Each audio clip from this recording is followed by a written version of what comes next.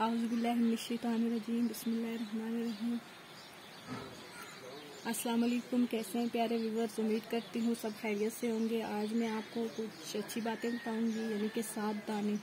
इन पर आपने ज़रूर अमल करना है और इसको आगे भी शेयर करना है, क्योंकि अच्छी बात फैलाना सदका जारिया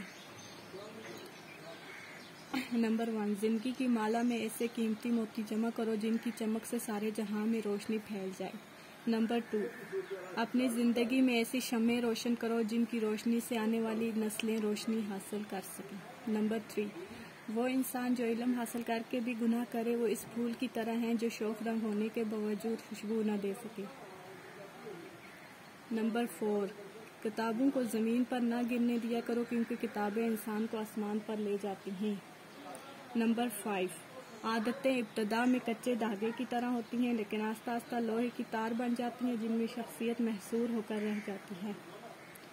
नंबर 6, जब सच्चाई दिल में हो तो किरदार में हुस्न पैदा होता है। अगर किरदार में हुस्न हो तो माहौल खुशगवार होता है। नंबर 7, अच्छी बात चाहे कोई कहे पले बांध लो, क्योंकि जब मोती की कीमत मुकर्रर की जाती है तो ये नहीं देखा जाता कि समुंदर की तह से लाने वाला शरीफ है या जलील। तो मैं उम्मीद करूंगी आपको ये 7 दाने बहुत पसंद आए होंगे। दुआओं में याद रखिएगा। फिर मिलेंगे किसी नेक्स्ट वीडियो में, तब तक के लिए अल्लाह हाफ़िज़।